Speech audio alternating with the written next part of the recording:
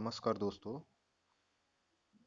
आगामी आने वाली जो रेलवे की परीक्षा है, चाहे वो रेलवे एनटीपीसी हो, चाहे ग्रुप डी हो, चाहे बिहार में बिहार पीसीएस का हो पेपर, और चाहे यूपी में लेखपाल हो, चाहे बीडीओ हो, चाहे लोअर पीसीएस समीक्षा अधिकारी का पेपर हो, कोई भी आने वाले आगामी परीक्षा जो है जिसमें जीएस सेक्शन आता है, उनके लिए ये जो है भारत का भूगोल का जो ये वीडियो बहुत ही महत्वपूर्ण है और बहुत लाभदायक है। तो इसको जो है आप पूरा ध्यान से देखें। आपको जो है अन्यत्र जो है कहीं भारत के भूगोल के लिए भटकना नहीं पड़ेगा। इसी वीडियो को अगर आप एक से जितनी बार देख सकें आप, आपके लिए उतनी बढ़िया होगा, उतनी अच्छे से आपको याद हो जाएंगी चीज़ें। तो चलिए आइए शुरू करते हैं। और इसके साथ आपको ये भी जानकारी बता दूं दोस्तों कि पूरा GS section, maths, reasoning, Hindi, ये सारे चीज़ों को जो है कवर कराई जाएगी 1 से 1.5 महीने के अंदर में। तो इस वजह से जो है आप हमारे चैनल से जुड़ जाएं, आपको पूरा कोर्स फ्री में जो है उपलब्ध कराई जाएंगी। ठीक है दोस्तों।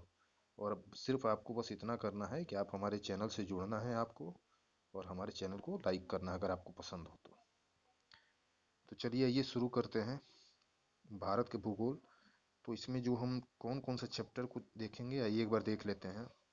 सामान्य परिचय देखेंगे, भौतिक विभाजन देखेंगे, भारत के राज्य केंद्र शासित प्रदेश को देखेंगे, भारत की प्रजाति जनजातियां, फिर भाषाएं देखेंगे, अपवाह तंत्र, जलवायु, प्राकृतिक आपदाएं, मिट्टियां, प्राकृतिक वनस्पति, सिंचाई एवं नहरें, बहुउद्देशीय नदी घाटी परियोजनाएं, और जो बचेगा विविध में देखेंगे।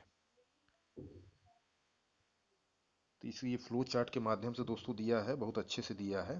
अगर आप इसको देखेंगे तो बहुत अच्छे से आपको मैप के थ्रू याद हो जाएगा। इसमें बहुत अच्छे अच्छे मैप दिए हुए हैं जो कि वन लाइनर से क्लियर नहीं होते हैं। इसको अगर आप मैप के माध्यम से देखेंगे तो बहुत तेजी से कवर होंगे। चलिए समय न गवाते हुए शुरू करते हैं। बहुत तेजी से चलेंगे और जो चीज़ें नहीं समझ में आएंगी मैं आपको क्लियर कराऊंगा मैप के थ्रू, ठीक है। तो चलिए आइए शुरू करते हैं। तो भारत भारत के क्षेत्रफल देखेंगे हम लोग, अक्षांशीय विस्तार देखेंगे, ठीक है। भारत का क्षेत्रफल देखेंगे, अक्षांशीय विस्तार देखेंगे, भारत के कर्क रेखा, भारत एवं कर्क रेखा देखेंगे, मानक समय, दूरस्थ बिंदु, सीमावर्ती देश और क्षेत्रफल, ये सब सारी चीजों को देखेंगे। तो विश्व में भारत की स्थिति देखते हैं क्या है। भारत जो है एशिया महाद्वीप में अवस्थित है, ठीक है। और ये एक दक्षिण एशियाई देश है। संपूर्ण विश्व का लगभग 17.5%, 17.5% जनसंख्या का प्रतिनिधित्व भारत करता है। ये जनगणना 2011 के सेंसस से लिया गया है कि जो है पूरी दुनिया का अगर 100% है तो भारत की जनसंख्या 17.5% है, ठीक है। उसी तरह से अगर भारत पूरी दुनिया की भूमि 100% है तो उसमें 2.4% जो है भूमि वो भारत का है, ठीक है दोस्तों। तो ये क्वेश्चन बनते हैं, ध्यान रखिएगा। जनसंख्या के मामले में 17.5% और क्षेत्रफल के मामले में 2.4, और ये जनगणना 2011 के हिसाब से। क्षेत्रफल की दृष्टि से 7वां स्थान है। क्षेत्रफल की दृष्टि से 7वां स्थान है। पहला कौन सा है? रूस, कनाडा, फिर संयुक्त राज्य अमेरिका है, फिर चीन है, फिर ब्राजील है, फिर ऑस्ट्रेलिया, उसके बाद भारत का स्थान आता है। तो इसको ध्यान रखिएगा।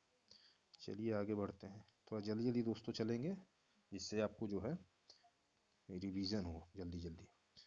तो भारत का कुल क्षेत्रफल जो है 32,87,263, ठीक है।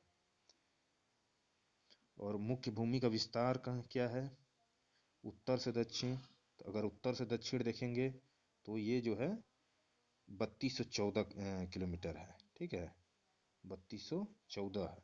और पूर्व से पश्चिम, पूर्व से पश्चिम देखेंगे तो 2933 किलोमीटर।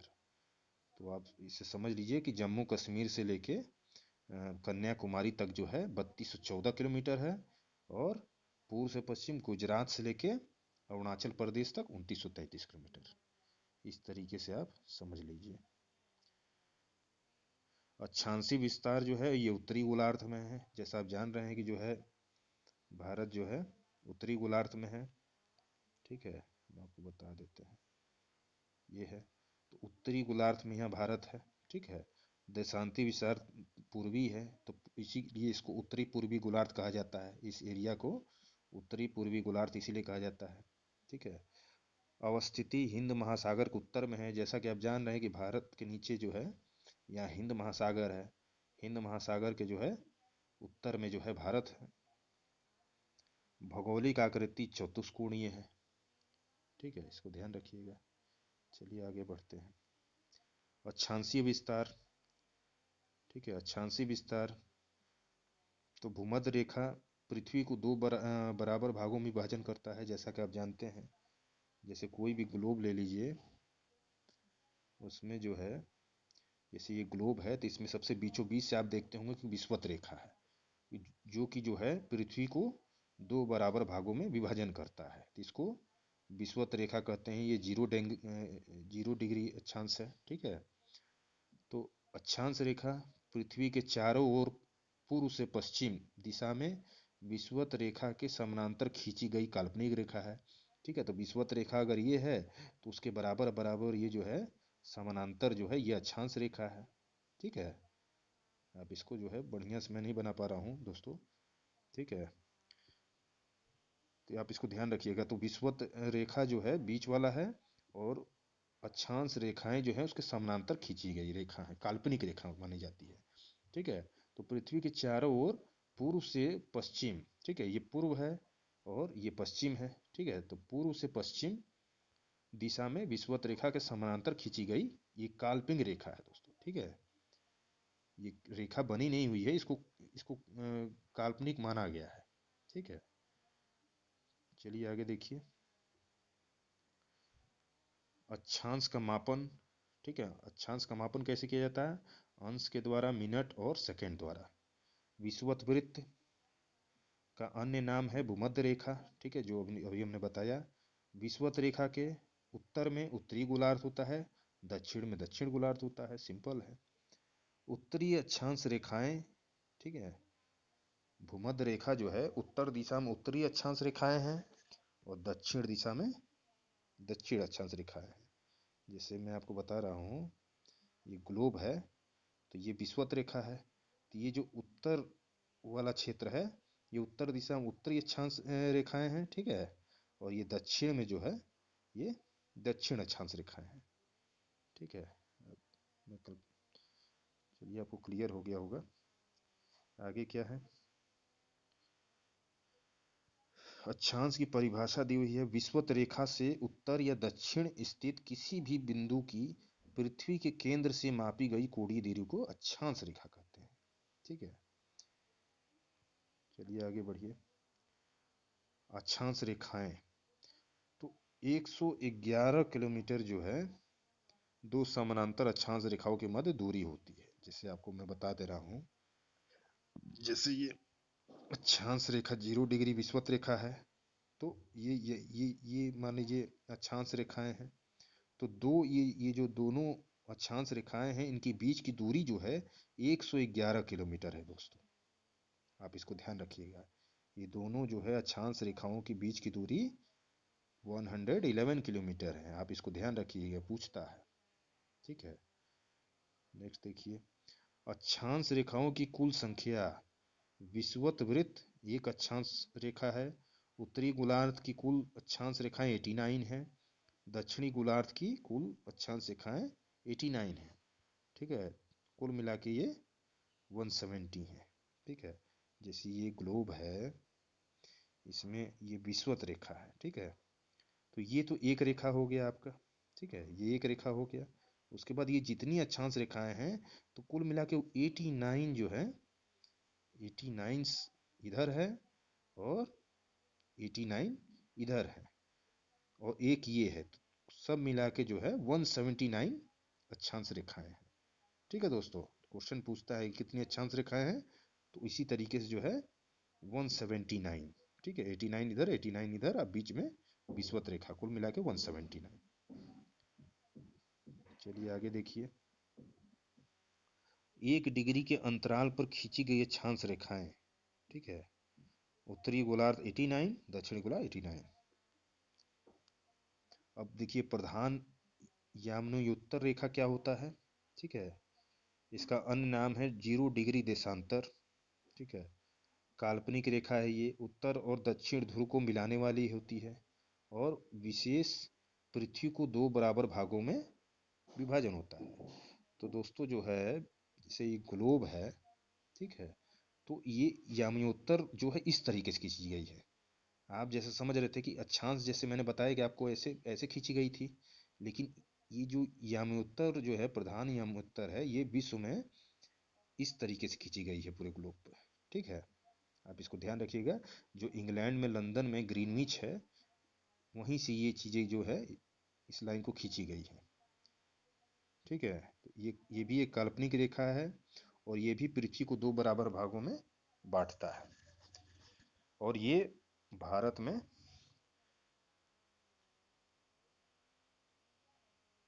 नैनी से होके गुजरता है, नैनी मिर्जापुर, यूपी में। चलिए आगे देखें, क्लियर होगा आपको आगे।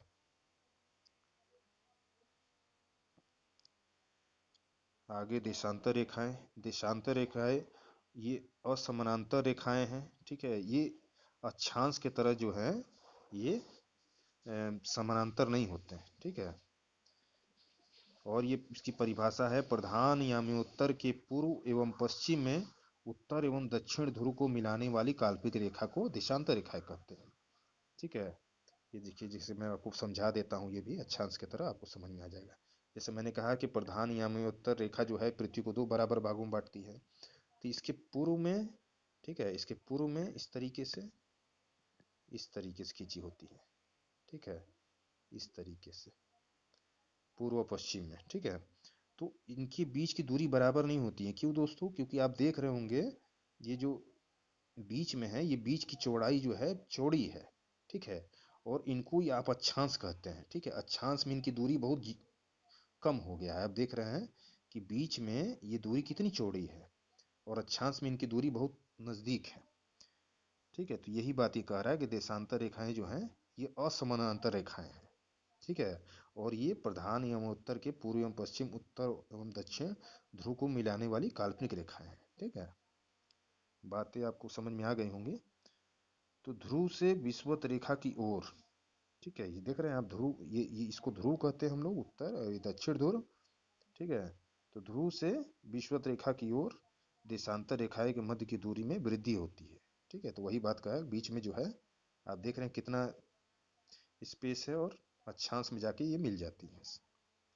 विषुवत रेखा पर दो देशांतर रेखाओं के मध्य अधिकतम दूरी 111.33 किलोमीटर। इसको दोस्तों ध्यान रखिएगा, ये जो विषुवत रेखा है ये, तो यहाँ आप देख रहे हैं कि चौड़ाई कितना ज़्यादा है, आप देख रहे हैं ना, ये चौड़ाई कितना देशांतर का ज़्यादा है। तो यहाँ इसकी जो है चौड़ाई जो है 111.33 किलोमीटर है। अक्षांश मैंने क्या बताया था, 111 किलोमीटर, और देशांतर में ध्यान रखिएगा दोनों एक ही तरह है, 111 पॉइंट खाली 33 किलोमीटर इसमें जुड़ जाएगा, ठीक है। तो ये ध्यान रखिएगा, पूछता है। नेक्स्ट आगे बढ़िए, मैं कोशिश करूंगा दोस्तों कि थोड़ा सा आपको समझ में भी चीज़ें आ जाए, ठीक है, जो समझाने योग्य है। और देखिए पृथ्वी जो है उत्तरी अक्षांश, इसको उत्तरी अक्षांश है, और ये उत्तरी अक्षांश नीचे है मुख्य भूमि, फिर पूर्वी देशांतर है, फिर पूर्वी देशांतर। कहने का मतलब ये है मित्रों कि जो हमारी पृथ्वी है उसके उत्तर में जो है ये 37 डिग्री 6 मिनट जो है, ये आपको जम्मू कश्मीर क्षेत्र है, और ये कन्याकुमारी का जो क्षेत्र है 8 डिग्री 4 मिनट होता है, ठीक है। और ये आपका पूर्व में जो है 97.97 डिग्री 25 मिनट, ये पूर्वी देशांतर है, ये अरुणाचल प्रदेश का है क्षेत्र। और ये जो है 68 डिग्री 7 मिनट, ये जो है गुजरात का गौर माता है, ठीक है। तो आप इसको ध्यान रखिएगा। आपको धीरे धीरे दोस्तों आगे क्लियर होती जाएंगी चीज़ें। जैसे जैसे मैप आएगा ना, मैप, तो उसमें आपको चीज़ें क्लियर हो जाएंगी आसानी से। तो भारत जो विशिष्ट तथ्य देख लीजिए, अवस्थिति। अवस्थिति जैसे कि मैंने आपको बताया कि उत्तरी गोलार्ध में जो है ये पूर्णतया है भारत जो है। विस्तार इसका उष्ण और उपोष्ण कटिबंध में है, ठीक है। जैसे आपको अभी हम बता दे रहे हैं, जैसे भारत जो है ये, जैसे ये भारत है उत्तर दक्षिण पूर्व पश्चिम, तो भारत यहाँ है, ठीक है, जैसा कि आपको बता रहे हैं उत्तरी गोलार्ध में। और भारत में जो है उष्ण और उपोष्ण कटिबंध किसको कहते हैं दोस्तों? जैसे मैं ग्लोब बना दे रहा हूँ, जैसे ये ग्लोब है, इसमें जो है विषुवत रेखा के जो क्षेत्र है यहीं पे उष्ण होती हैं, बहुत गर्मी होती है। सूर्य जो है सीरा, सूर्य की जो ये होती हैं गर्मी होती है वो सीधे पड़ती है, ठीक है। तो विषुवत रेखा पे गर्मी बहुत ज़्यादा है, तो इसको उष्ण क्षेत्र कहते हैं, ठीक है। उष्ण कटिबंध इसको कहते हैं। और इससे ऊपर जो है, ठीक है, इससे ऊपर जो अगल बगल है इनको उपोष्ण कटिबंध कहते हैं, ठीक है। यहाँ थोड़ा गर्मी भी होता है, यहाँ ठंडा भी होता है, दोनों पड़ता है, ठीक है। तो इसको उपोष्ण क्षेत्र कहते हैं। तो भारत जो है ये उष्ण और उपोष्ण ये दोनों क्षेत्र पे अवस्थित है, ठीक है दोस्तों। चलिए आगे बढ़ते हैं। भारत एवं कर्क रेखा, ठीक है, आइए देखते हैं। कर्क रेखा, कर्क रेखा विषुवत रेखा के उत्तर में स्थित 23.5 डिग्री उत्तरी अक्षांश है, ठीक है। जैसे ये ग्लोब है भारत का, ये विषुवत रेखा है 0 डिग्री, ये 0 डिग्री है, ठीक है। और ये 23.5 डिग्री जो है यहाँ, 23.5 डिग्री, ये 23.5 डिग्री कर्क रेखा है। और ये 23.5 डिग्री यहाँ जो है, यहाँ भी इसको मकर रेखा कहते हैं, ठीक है दोस्तों। इसको ध्यान रखिएगा कि 23.5 डिग्री उत्तर में इसको कर्क रेखा कहते हैं और दक्षिण में मकर रेखा। तो 21 और 22 जून सूर्य के उत्तरायण स्थित स्थिति का सरोज बिंदु, ठीक है। 21 और 22 जून को ये ऊपर जो है ये कर्क रेखा है, ठीक है दोस्तों। ये उत्तर में जो है सूर्य का जो है उत्तरायण बता रहा है कि 21 और 22 जून को सूर्य के यहाँ उत्तरायण होता है, ठीक है। तो यहाँ दिन बड़ा होता है।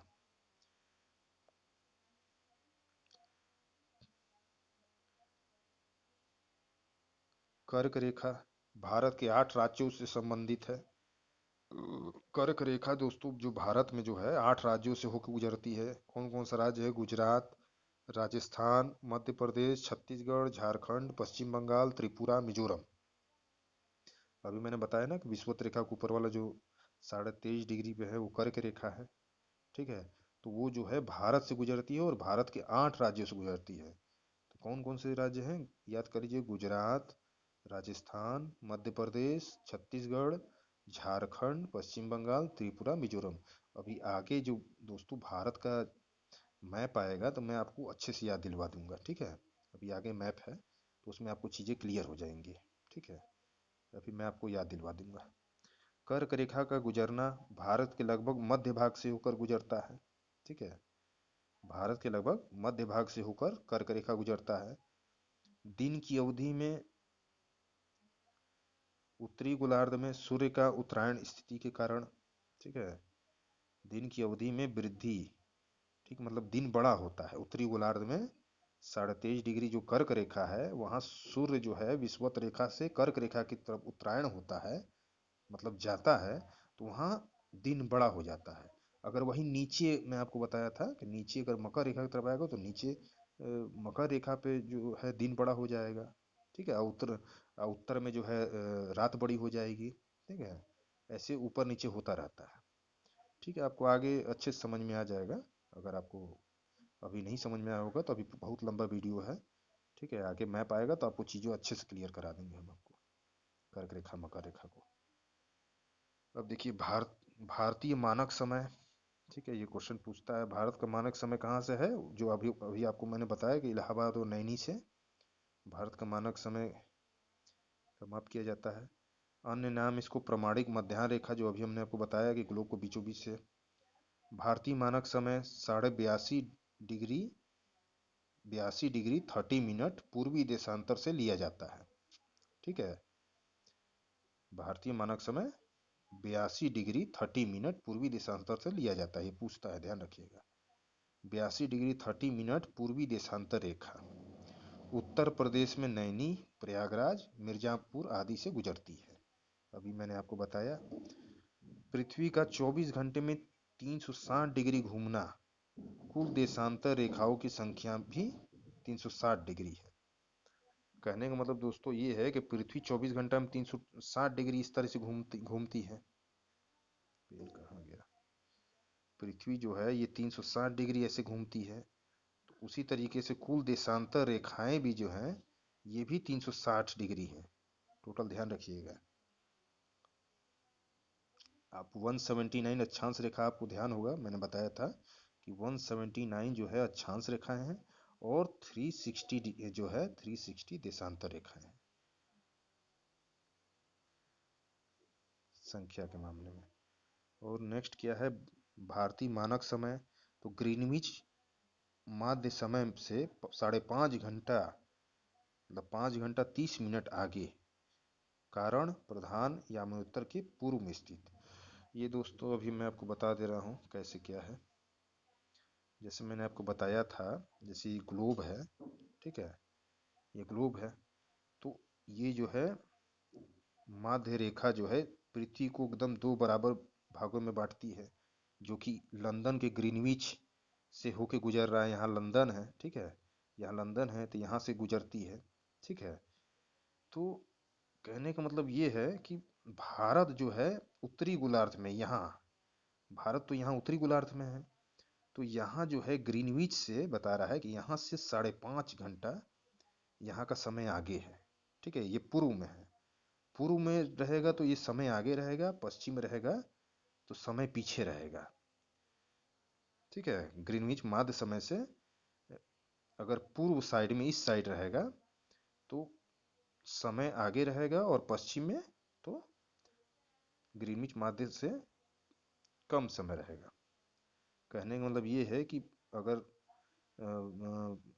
लंदन में अगर जो है 12 बज रहा है तो यहाँ भारत में 5:30 बजेगा। ठीक है, 5.5 घंटा प्लस कर लीजिए, क्योंकि ये पूर्व में है जैसा कि मैंने आपको बताया। ठीक है, और ये ग्रीनविच है तो पूर्व में जो है वो 5.5 घंटा, तो यही बता रहा है कि पूर्व में ग्रीनविच माध्य समय से 5.5 घंटा आगे है, कारण प्रधान यामोत्तर के पूर्व स्थित होने के कारण। ठीक है, इसको ध्यान रखिएगा आप।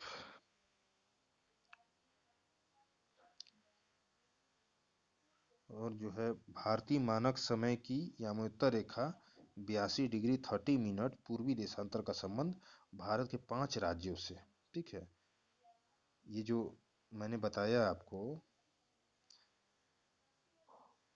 ये जो प्रधान भारतीय मानक समय जो है यामोत्तर रेखा जो मैंने आपको बताया ये भारत से गुजरती है, तो ये जो रेखा है ये भारत में 5 राज्यों से होकर गुजरती है। कौन कौन से राज्य हैं? उत्तर प्रदेश, मध्य प्रदेश, छत्तीसगढ़, उड़ीसा, आंध्र प्रदेश। ठीक है दोस्तों, इसको ध्यान रखिएगा, पूछता है उत्तर प्रदेश, मध्य प्रदेश, छत्तीसगढ़, उड़ीसा, आंध्र प्रदेश। ठीक है, आगे मैं पाएगा वो चीजें आपको सारी चीजें क्लियर हो जाएंगी, आपको मैं बता दूंगा। चलिए आगे देखिए, विशिष्ट तथ्य देख लीजिए। कुल देशांतर रेखाएं 180 पूर्व, 180 पश्चिम, कुल 360 डिग्री मैंने आपको बताया। महान वृत्त सभी देशांतर रेखाएं द्वारा पृथ्वी को 2 बराबर भागों में विभाजन, इसी को महान वृत्त कहते हैं। प्रधान यामनोत्तर रेखा, ठीक है, इसके बारे में देख लीजिए क्या दिया है। प्रधान यामनोत्तर जो है से पूर्व दिशा में जाने पर समय जीएमटी से आगे होता है, जो मैंने आपको समझाया है अभी कि पूर्व में समय ज्यादा हो जाता है, पश्चिम में समय कम हो जाता है। से पश्चिम दिशा में जाने पर समय जीएमटी से पीछे, जीएमटी क्या है? Greenwich time. ठीक है, आपको मैंने पहले ही बता दिया था। 0 डिग्री से 180 डिग्री पूर्व जाने पर समय की गणना ग्रीनविच माध्य समय से 12 घंटे आगे। ठीक है। 0 डिग्री से 180 पश्चिम जाने पर समय की गणना ग्रीनविच माध्य समय से 12 घंटा पीछे। ठीक है, मैंने आपको बता दिया था कि पूर्व में बढ़ेगा और भारत 5.5 घंटा आगे है। ठीक है, ग्रीनविच समय से, क्योंकि पूर्व में है। 180 डिग्री पूर्वी 180 डिग्री पश्चिमी देशांतरों में समय का अंतर 24 घंटे का है। ठीक है। अंतर्राष्ट्रीय तिथि रेखा काल्पनिक रेखा का संबंध भूपृष्ठ पर 180 डिग्री पूर्व एवं पश्चिम यमुनोत्तर के लगभग साथ साथ स्थल खंडों को छोड़कर निर्धारित की गई है। ये छोटे छोटे फैक्ट थे, इसको आप देख लीजिएगा। अब दूरस्थ राज्य बिंदु। भारत के सुदूर राज्य 31 अक्टूबर 2019 को निर्धारित किया गया है। इसको आप ध्यान रखिए। सुदूर उत्तरी राज्य क्या है? हिमाचल प्रदेश। सुदूर दक्षिणी राज्य तमिलनाडु और पश्चिमी राज्य गुजरात और पूर्वी राज्य अरुणाचल प्रदेश। राज्यों एवं संघ राज्य क्षेत्रों में सर्वाधिक सुदूर स्थित क्षेत्र है उत्तरी भाग में लद्दाख, जैसा कि आप जान रहे होंगे भारत के मैप के हिसाब से उत्तर में लद्दाख है। दक्षिण भाग में अंडमान निकोबार, जो कि दक्षिणतम बिंदु है। तो भारत की सुदूर बिंदु जो है आपको यहाँ समझ में आएंगी। लद्दाख क्षेत्र को जो है इंदिरा कॉल कहते हैं। ठीक है, ये उत्तरी बिंदु है। पश्चिमी दक्षिण बिंदु क्या है? इंदिरा पॉइंट। ठीक है, इंदिरा पॉइंट कहते हैं, जो कि ग्रेट निकोबार द्वीप समूह। दक्षिण बिंदु इंदिरा पॉइंट है, ग्रेट बड़ा निकोबार द्वीप समूह में जो है का आखिरी पॉइंट है। और दक्षिणतम बिंदु अगर कन्याकुमारी का हो तो ये भारत की मुख्य भूमि का दक्षिणतम बिंदु है, कन्याकुमारी। ठीक है, और पश्चिम बिंदु जो है गुहार मोती गुजरात का, और पूर्वी बिंदु किबिथु अरुणाचल प्रदेश का। तो आप इसको ध्यान रखिएगा, कभी कभी पूछ देता है। उत्तरी बिंदु जो है लद्दाख का इंदिरा कॉल, दक्षिण बिंदु दक्षिण जिसको इंदिरा पॉइंट कहते हैं, ये ग्रेट निकोबार द्वीप समूह का है। अब भारत का मुख्य भूमि अगर क्वेश्चन में पूछेगा तो कन्याकुमारी का जो है, कन्याकुमारी जो है भारत की मुख्य भूमि का आखिरी क्षेत्र है। अब सीमावर्ती देश देख लेते हैं, भारत के पड़ोसी देश। तो दो प्रकार की सीमाएं हैं, प्राकृतिक और एक मानव निर्मित। एक ईश्वर द्वारा बनाया गया नासवर है और एक मानव द्वारा निर्मित है। ठीक है, तो स्थलीय सीमा जो है देख लीजिए, दिशा और देश। उत्तर में जो है चीन और नेपाल है भारत के। ठीक है, उत्तर में भारत के मैप में देखेंगे तो चीन और नेपाल है। उत्तर पश्चिम में अफगानिस्तान है, छोटा सा 106 किलोमीटर का बॉर्डर बनाता है भारत से। पश्चिम में पाकिस्तान है, पूर्व में बांग्लादेश और म्यांमार है, उत्तर पूर्व में भूटान है। मानव निर्मित सीमा देखिए, ये मानव निर्मित पाकिस्तान से जो बॉर्डर बनाया गया है और बांग्लादेश से, ये मानव निर्मित है।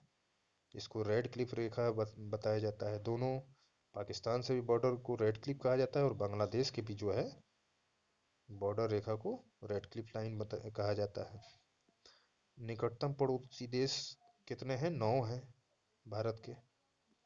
कौन कौन से हैं? पाकिस्तान, अफगानिस्तान, चीन, नेपाल, भूटान, म्यांमार, बांग्लादेश, मालदीव, श्रीलंका। पाकिस्तान मानव निर्मित और प्राकृतिक दोनों प्रकार से भारतीय सीमा का साझेदार है, देश है। ठीक है, ये प्राकृतिक भी है और मानव निर्मित भी है। दोनों प्रकार की सीमा का जो है साझेदार देश है पाकिस्तान। और भारत की भू सीमा जो है 15,106.7 किलोमीटर। द्वीप क्षेत्र सहित तटरेखा जो है ये 7516.6 किलोमीटर। ध्यान रखिएगा। अब कुछ महत्वपूर्ण तथ्य देख लीजिए। भारत का वह स्थान जहां बंगाल की खाड़ी अरब सागर तथा हिंद महासागर में मिलते हैं। कहाँ मिलते हैं? कन्याकुमारी तमिलनाडु, जो कि भारत का जो है दक्षिणतम बिंदु है, मुख्य भूमि का। ठीक है। तो भारत का वह स्थान जहाँ बंगाल की खाड़ी, अरब सागर तथा हिंद महासागर मिलते हैं, तो कहाँ मिलते हैं? कन्याकुमारी तमिलनाडु। वह भारतीय राज्य जो तीन तरफ से बांग्लादेश से घिरा हुआ है, तो त्रिपुरा। भारत तथा पाकिस्तान के मध्य सीमा रेखा उदाहरण है अध्यारोपित सीमा का। ठीक है। अध्यारोपित मतलब मानव निर्मित, मतलब थोपा गया है, बनाया गया है। ठीक है। तो भारत तथा पाकिस्तान के मध्य सीमा रेखा उदाहरण है अध्यारोपित सीमा कहलाता है। भारतीय मानक समय एवं ग्रीनविच मध्य समय के मध्य अंतर कितना है? 5.5 घंटे का। मैंने आपको बताया कि 5.5 घंटा आगे है भारत का मानक समय ग्रीनविच समय से। ठीक है। भारतवर्ष में गांवों की संख्या कितनी है? 6,40,932, 6,40,932। ठीक है। गांवों की संख्या है, ये जनगणना 2011 के हिसाब से। भारत की सबसे लंबी स्थलीय सीमा बांग्लादेश के है, जबकि सबसे छोटी स्थलीय सीमा अफगानिस्तान के साथ है।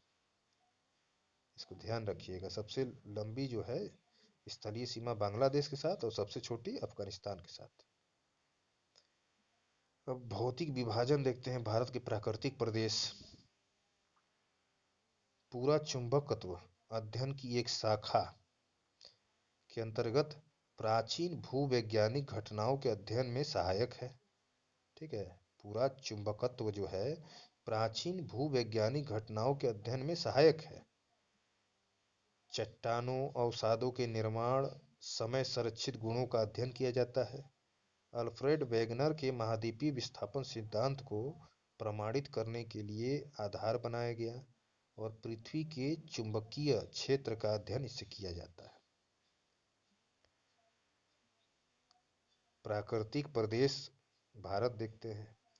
उत्तर का पर्वतीय प्रदेश, कहने का मतलब ये है कि पूछता है प्रश्न कि भारत जो है कितने प्राकृतिक प्रदेश में बटा हुआ है, तो आप क्या उत्तर देंगे? 4। कौन कौन से? उत्तर में उत्तर का पर्वतीय क्षेत्र, विशाल मैदान, प्रायद्वीपीय पठार और तट एवं द्वीप। तो भारत जो है 4 प्राकृतिक प्रदेशों में बटा हुआ है। आगे कुछ विशिष्ट तथ्य है। भारत भारतीय स्थल पिंड जो है वो गोंडवाना लैंड का भाग है। ठीक है। अंगारा लैंड, गोंडवाना लैंड आप जानते होंगे। ठीक है। पहले पूरी दुनिया की जो भूमि है वो एक ही थी, जिसको पेंजिया कहा जाता था। ठीक है। और इसके जो चारों घेरी हुई जो समुद्री क्षेत्र थे उसको पेंथालासा कहा जाता था। ठीक है दोस्तों, थोड़ा सा ये कॉन्सेप्ट आपके दिमाग में मैं डाल लूँ कि इस क्षेत्र को पेंजिया कहा जाता था और इसको पेंथालासा ये समुद्री क्षेत्र मतलब पानी से घिरा हुआ क्षेत्र था, और पेंजिया जो भूमि था। ठीक है। तो ये टूट के जो है आप पढ़े होंगे कि जो है विस्फोटक सिद्धांत जो है, आप बिग बैंग थ्योरी आप पढ़े होंगे कि बहुत से जो है ग्रह जो है एक दूसरे में टकराते हैं और विस्फोट होता है, जिससे जो है भूमि अलग अलग जो है छितरा जाती है, जिसमें से एक भाग है गोंडवाना लैंड। ठीक है। तो गोंडवाना लैंड के ही भाग जो है ये भारत स्थल पिंड है। ठीक है।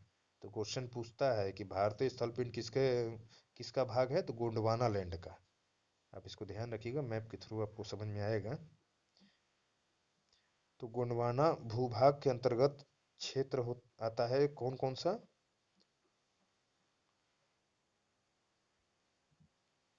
तो आपको मैं बता दूं कि पेंजिया जो है, पेंजिया जैसे मान लीजिए ये पेंजिया है, तो ये जब महाविस्फोटक सिद्धांत द्वारा जब विस्फोट होता है, ये दो भागों में टूट के अलग हो जाता है। ठीक है। दो भागों में टूट के अलग हो जाता है, तो ये दक्षिणी क्षेत्र ये जो अलग होता है ये गोंडवाना लैंड होता है, और ये उत्तरी क्षेत्र जो है ये अंगारा लैंड होता है। ठीक है, तो उत्तरी क्षेत्र को अंगारा लैंड और दक्षिणी क्षेत्र को गोंडवाना लैंड कहा जाता था। ठीक है, तो ये भारत जो है ये गोंडवाना लैंड का भाग है। तो गोंडवाना लैंड में कौन कौन से देश हैं दोस्तों?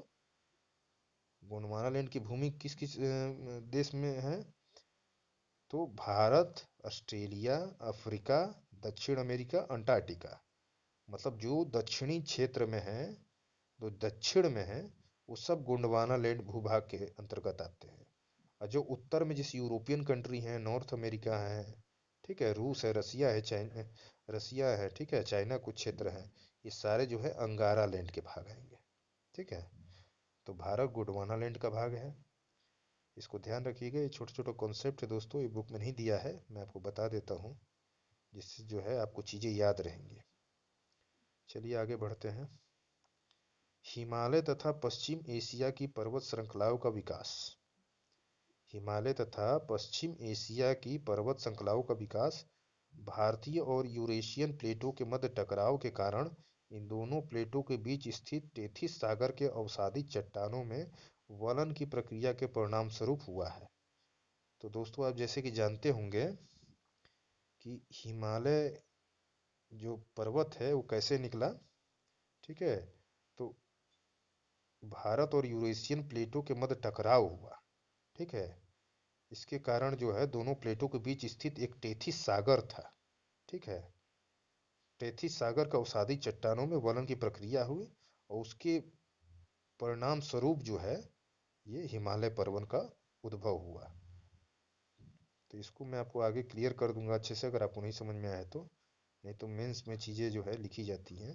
बस आप इतना ध्यान रखिए कि जो है भारत और यूरेशियन, यूरेशियन प्लेट मतलब, यूरेशियन मतलब यूरोपियन प्लस एशियन। ठीक है, यूरोपियन प्लेट और एशियन प्लेट का टकराव, इसी को यूरेशियन कहा जाता है।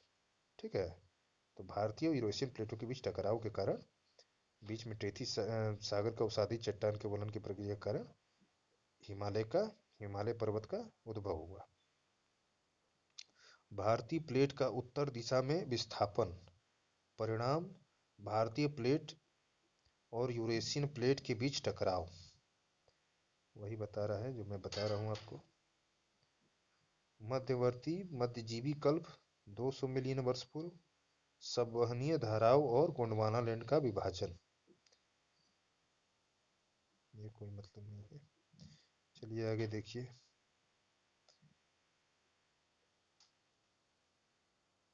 अब देखेंगे हम लोग प्रायद्वीपीय पठार से संबंधित तथ्य। पृथ्वी की सतह का प्राचीनतम भाग, पृथ्वी की सतह का प्राचीनतम भाग है क्या? प्रायद्वीपीय पठार। ठीक है, प्रायद्वीपीय पठार जो है भारत के दक्षिण में, आप देख रहे होंगे जैसे ये भारत का मैप है। ठीक है, ये भारत का नक्शा है मान लीजिए। ठीक है, तो ये दक्षिणी जो क्षेत्र है ये दक्षिण प्रायद्वीपीय पठार है। ठीक है, ये प्रायद्वीपीय पठार है जहाँ आप महाराष्ट्र से लेके जो है ये कर्नाटक तक का जो क्षेत्र है ये प्रायद्वीपीय पठार है। तो पृथ्वी की सतह का प्राचीनतम भाग है ये। ठीक है, ठीक है, भारत का सर्वाधिक स्थिर भाग। ठीक है, ये भारत का सर्वाधिक स्थिर भाग है, मतलब यहाँ अपर्दन अपर्दन उतना ज़्यादा नहीं होता है, जो हवाएं जो है अपर्दन हो जाता है, यहाँ की भूमि उड़ के कहीं और चली जाती है, इस तरीके से उत्तरी भारत में दोस्तों होता है ऐसा। ठीक है, मिट्टियाँ अपर्दन करके जो है दूर चली जाती हैं, लेकिन यहाँ नहीं होता है। यहाँ भारत जो है सर्वाधिक स्थिर है, सर्वाधिक स्थिर भाग है यहाँ प्रायद्वीपीय भाग। प्रायद्वीपीय पठार का बहिर्सियाई मेघालय का पठार है। ठीक है, तो ये आप देखते होंगे कि नॉर्थ ईस्ट इलाके में ये जो मेघालय है, ठीक है, ये मेघालय भी पठार है दोस्तों, मेघालय का पठार। और इसी प्रायद्वीपीय पठार का ये हिस्सा है, ये टूट के आगे निकल गया है।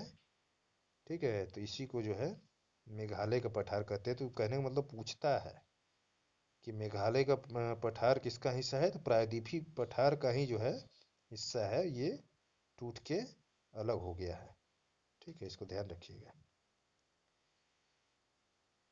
भ्रंशन के कारण प्रायद्वीपीय भारत से मालदा गैप द्वारा पृथक। ठीक है, ये दोनों अलग हो गए हैं। ये पहले प्रायद्वीपीय पठार का हिस्सा था और मालदा गैप द्वारा, ठीक है, प्रायद्वीपीय भारत से मालदा गैप द्वारा पृथक हुआ है। प्रायद्वीपीय पठार का निर्माण आग्नेय एवं रूपांतरित शैलों वाली कम ऊंची पहाड़ियों एवं चौड़ी घाटियों से हुआ है। ठीक है, इसको ध्यान रखिएगा। आग्नेय एवं रूपांतरित शैलों वाली कम ऊंची पहाड़ियों एवं चौड़ी घाटियों से प्रायद्वीपीय पठार का निर्माण हुआ है। यहाँ पर्वतें इसी वजह से इतनी ऊंची नहीं होती हैं। ठीक है, कुछ परीक्षा उपयोगी तथ्य देखते हैं। हिमालय की पूरी पर्वत श्रृंखला दर्शाती है युवा स्थलाकृति स्थलाकृति को। युवा स्थलाकृति को क्यों? क्योंकि हिमालय नया पर्वत है। नया मतलब अभी तुरंत का नहीं है, लेकिन अरावली उरावली बहुत प्राचीन पर्वत है और हिमालय जो है इनको युवा स्थलाकृति उनके आगे कहा जाता है। ठीक है, अत्यधिक ऊंचे शिखर, गहरी घाटियों तथा तेज बहने वाली नदियों से संबंधित है हिमालय पर्वत श्रृंखला। ये जितने ये तथ्य हैं दोस्तों, ये सब एग्जाम में कई बार आए हुए हैं। इन क्वेश्चन को ध्यान रखिएगा, ये हर एग्जाम में पूछे जाते, चाहे रेलवे हो चाहे पीसीएस के कोई एग्जाम हो चाहे कोई एग्जाम हो। पाताल तोड़ कुएं पाए जाते हैं हिमालय के तराई क्षेत्र में। ठीक है, जैसा कि हम आपको बता दें, जैसे ये हिमालय का क्षेत्र है, ठीक है, ये भारत के मैप के हिसाब से ये हिमालय का क्षेत्र है। इस यहाँ 3 क्षेत्र हैं। ये महान हिमालय है, मध्य हिमालय है, शिवालिक हिमालय है। ठीक है, ये 3 आगे आपको क्लियर होगा भारत के मैप में। महान हिमालय ऊपर वाला है, मध्य हिमालय, फिर शिवालिक हिमालय। फिर शिवालिक हिमालय के जो नीचे का थोड़ा हिस्सा है, इसी को तराई क्षेत्र कहते हैं। ठीक है, यहाँ दलदली भूमि होती है। ठीक है, यहाँ दलदली क्षेत्र होते हैं, इन्हीं को तराई क्षेत्र कहा जाता है। इसको आपको समझाने के मैं आपको बता रहा हूँ, आगे आपको क्लियर हो जाएगा अच्छे से। तो पाताल तोड़ कुएं कहाँ पाए जाते हैं? हिमालय के तराई क्षेत्र में। आइए आगे देखते हैं। ट्रांस हिमालय, जो कि हिमालय का सबसे ऊपरी क्षेत्र है, उसको ट्रांस हिमालय कहते हैं और ये तिब्बत क्षेत्र में है दोस्तों, ध्यान रखिएगा। ट्रांस हिमालय जो है ये भारत में नहीं है, तिब्बत क्षेत्र में। और तिब्बत कहाँ है? चाइना में है। चाइना अब उसको अपना मानता है। तो हिमालय की सबसे प्राचीन श्रेणी कहा जाता है ट्रांस हिमालय को। अन्य नाम इसको तिब्बत हिमालय कहा जाता है। प्रमुख पर्वत श्रेणियां इसी पे काराकोरम केटू है। ठीक है, लद्दाख है, जास्कर और कैलाश। ठीक है, इसी पे काराकोरम केटू है, लद्दाख है, जास्कर है, कैलाश। कैलाश पर्वत ट्रांस हिमालय पर्वत माला के पश्चिमी हिस्से में स्थित है। जो कैलाश पर्वत लोग दर्शन करने जाते हैं वो कहाँ है? ट्रांस हिमालय पर्वत माला के पश्चिम हिस्से में स्थित है। ठीक है, कभी दर्शन करना होगा तो जाइएगा। आइए कुछ महत्वपूर्ण तथ्य देख लेते हैं। भारत की उत्तरी सीमा पर विस्तृत हिमालय भूगर्भीय रूप से युवा एवं बनावट के दृष्टिकोण से नवीन वलित पर्वत श्रृंखला है। नवीन वलित पर्वत मतलब नया बना हुआ पर्वत। ठीक है, विश्व की सबसे ऊंची पर्वत श्रेणी है हिमालय। सबसे ऊंची पर्वत श्रेणी हिमालय है। महान हिमालय की वलय की प्रकृति है असममित। ठीक है, हिमालय अपनी वर्षा का अधिकांश भाग प्राप्त करता है दक्षिण पश्चिमी मानसून से। ठीक है, ध्यान रखिएगा इसको। हिमालय अपनी वर्षा का अधिकांश भाग प्राप्त करता है दक्षिण पश्चिमी मानसून से। दक्षिण मतलब दक्षिण और पश्चिम से आए। ठीक है, और आपको जानकारी के लिए बता दें कि भारत में जो सर्वाधिक वर्षा होती है मानसून में, तो वो दक्षिण पश्चिमी मानसून से ही वर्षा होती है। ठीक है, और इसी वर्षा से हिमालय में भी अधिकांश वर्षा होती है। हिमालय की रचना समानांतर वलय श्रेणियों से हुई है, जिसमें से प्राचीनतम श्रेणी है बृहद हिमालय श्रेणी।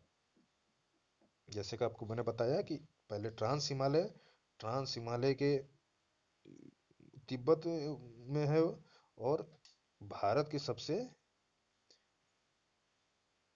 हिमालय में सबसे ऊपर जो स्थित है वो बृहद हिमालय है। इसी को महान हिमालय भी कहा जाता है। ठीक है। काराकोरम पर्वत श्रेणी भाग है किसके? ट्रांस हिमालय के।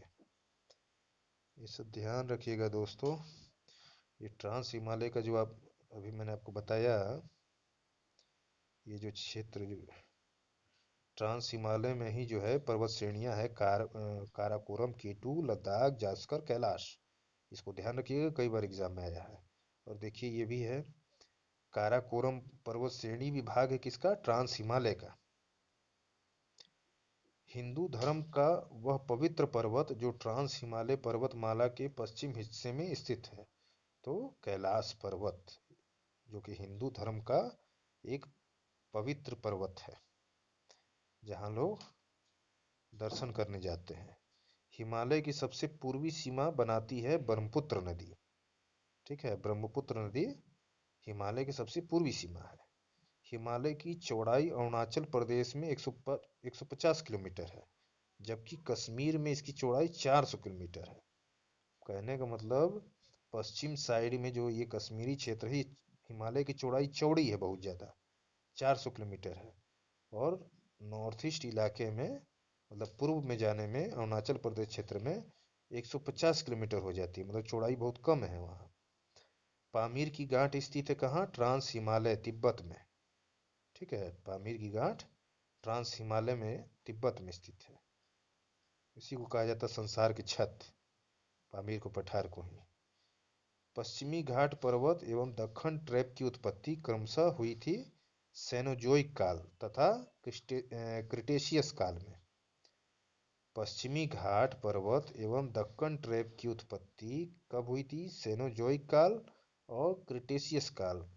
पश्चिमी घाट, पूर्वी घाट आप जान रहे होंगे, भारत का ये जो दक्षिणी क्षेत्र है, ये जो दक्षिण में आप देख रहे हैं भारत के, तो ये जो क्षेत्र है ये पश्चिमी घाट है और ये पूर्वी घाट है। ठीक है, और ये दक्कन ट्रैप क्षेत्र है पूरा, इसको ध्यान रखिएगा। इसी को पूछ रहा है कि इनकी उत्पत्ति कब हुई थी, तो सेनोजोइक और क्रिटेशियस काल में। चलिए आगे बढ़िए। उत्तर का पर्वतीय प्रदेश, बृहद हिमालय की प्रमुख चोटियाँ, माउंट एवरेस्ट 8,848 पहले मीटर था, अब आप ध्यान रखिएगा कि 86 मीटर इसकी लंबाई बढ़ गई है। ठीक है, ये नेपाल और चीन द्वारा घोषित किया गया अभी लेटेस्ट डाटा है कि माउंट एवरेस्ट की ऊंचाई 86 मीटर बढ़ गई है।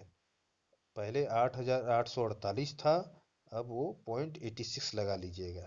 ठीक है, नेपाल एवं चीन द्वारा घोषित विश्व की सर्वोच्च चोटी। कंचनजंगा विश्व की तीसरे सबसे ऊंची चोटी, जो कि सिक्किम, भारत में है। ठीक है, यहाँ पर दोस्तों एक ध्यान रखिएगा, पूछेगा कि जो है भारत की सबसे ऊंची चोटी, ठीक है, तो आपको केटू मानना है। ठीक है, माउंट एवरेस्ट कहाँ है? नेपाल में है। और पूछेगा कि भारत सबसे हिमालय की सर्वोच्च चोटी भारत में स्थित कहाँ है, तो आप कंचनजंगा मारेंगे, माउंट केटू इसलिए नहीं मारेंगे क्योंकि अगर भारत में पूछेगा तो आप कंचनजंगा बताएंगे, और भारत की पूछेगा तो केटू मारेंगे। केटू इस समय कहाँ है? पीओके में।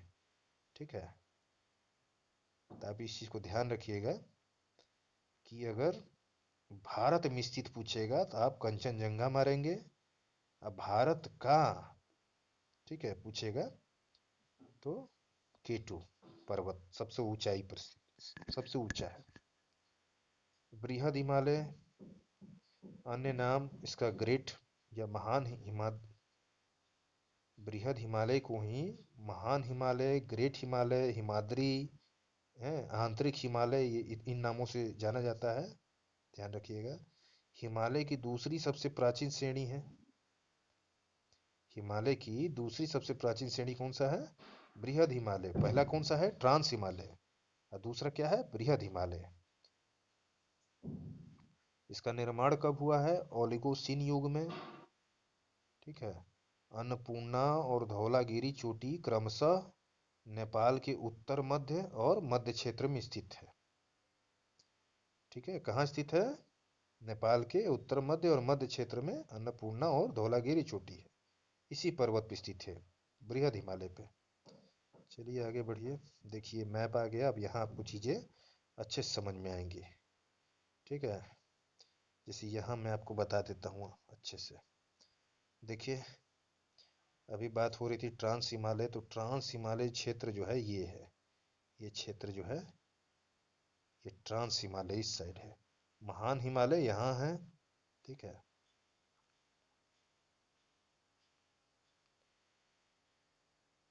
अब यहाँ देख लीजिए आप, ये पामीर, पामीर की गांठ है। ठीक है, पामीर घाट कहाँ है, तिब्बत में है।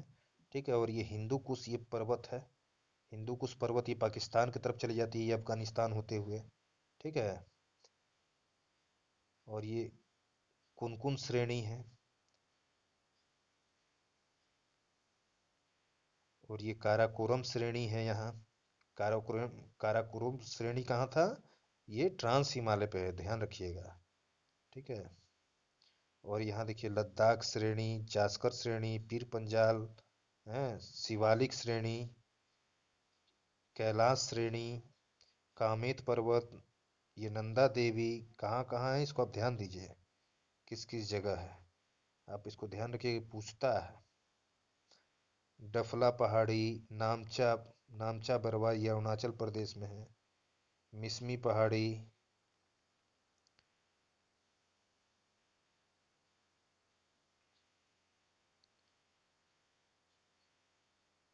गारो, खांसी, जयंतिया ये नॉर्थ ईस्ट में है, मेघालय में।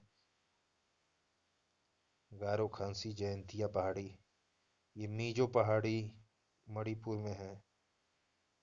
नागा पहाड़ी नागालैंड में है। पटकाई बूम अरुणाचल प्रदेश में है। तो ये सब पहाड़ है, इसको आप ध्यान रखिएगा मैप के थ्रू, जहाँ जहाँ ये एरो बना हुआ है उसको ध्यान से देखिए कि वहीं वहीं ये पर्वत है। चलिए आगे पढ़िए।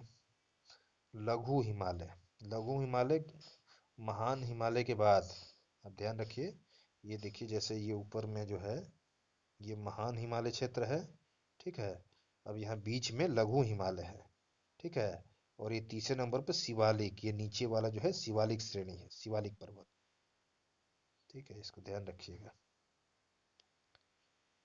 तब लघु हिमालय देखिए क्या है, लघु हिमालय मध्य, लघु हिमालय को मध्य हिमालय भी कहा जाता है, क्योंकि बीच में है इसलिए उसको मध्य हिमालय ध्यान रखिएगा, और लघु हिमालय बोला जाता है उसको।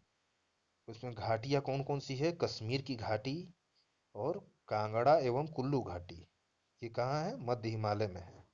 ये कश्मीर की घाटी और कांगड़ा एवं कुल्लू घाटी ये बीच में है, समझ रहे हैं, आगे अच्छे से दिया होगा। निर्माण इसका मध्य मायोसीन युग में। ठीक है, मध्य हिमालय ऊंचाई 3700 मीटर से 4.5 मतलब 4500 मीटर, ऊंचाई जो है 3700 मीटर से 4500 मीटर, और चौड़ाई 60 किलोमीटर से 80 किलोमीटर।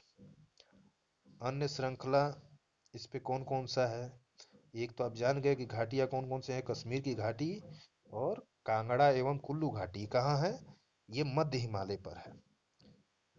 और श्रृंखला कौन कौन सी है मध्य हिमालय पे, धौलाधर, महाभारत। ठीक है, इसको ध्यान रखिएगा, पूछता है कौन कौन श्रृंखला है, धौलाधर और महाभारत।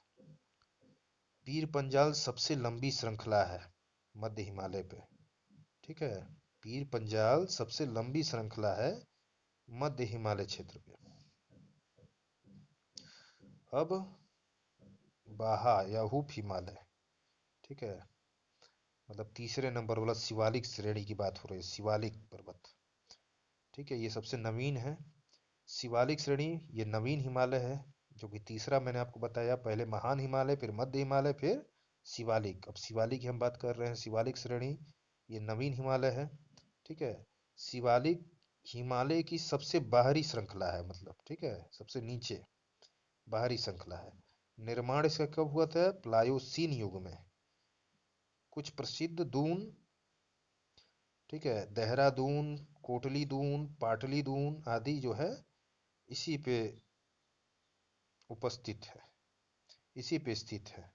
ठीक है, जितना दून है सब शिवालिक श्रेणी पे स्थित है। देहरादून, देहरादून आप जान रहे हो, उत्तराखंड का देहरादून, कोटली दून, पाटली दून, ये सब जो है शिवालिक श्रेणी, जिसको ब्राहा हिमालय कहते हैं। दून लघु हिमालय तथा शिवालिक के बीच स्थित लंबवत घाटी है। ठीक है, अब ये ध्यान रखिएगा आप, जो बीच का हिमालय है जिसको लघु हिमालय हम लोग कहते हैं, और शिवालिक, ये दोनों के बीच जो है ये दून जो है स्थित है। जो देहरादून है, कोटली दून, प्लाटी दून, पाटली दून, ठीक है, ये लघु हिमालय तथा शिवालिक के बीच स्थित लंबवत घाटी है। ऊंचाई 900 से 1100 मीटर, चौड़ाई 10 से 50 किलोमीटर। अब हिमालय का भौगोलिक विभाजन, इसको समझ लीजिए थोड़ा सा। हिमालय का भौगोलिक विभाजन, वर्गीकरण नदी घाटियों की सीमाओं के आधार पर।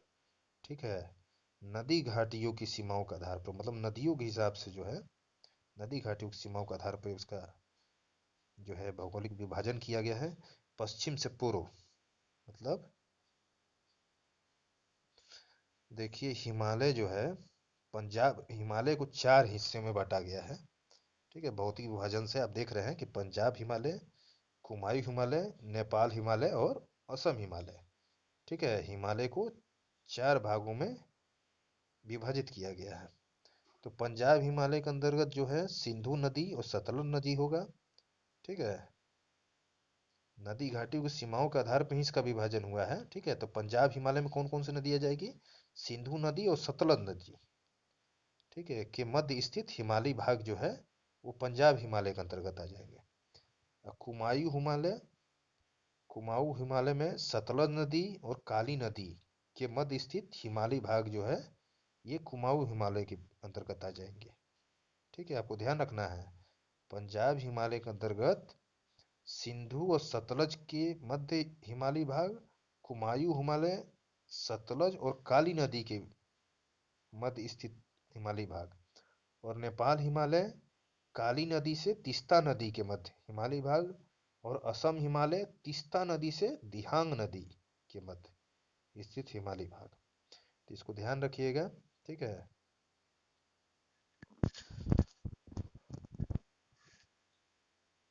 इसको ध्यान रखिएगा कि सिंधु सतलज के मध्य जो है पंजाब हिमालय, कुमायूं, सतलज और काली नदी, नेपाल हिमालय, काली और तीस्ता नदी, और असम हिमालय तीस्ता नदी और दिहांग नदी के मध्य।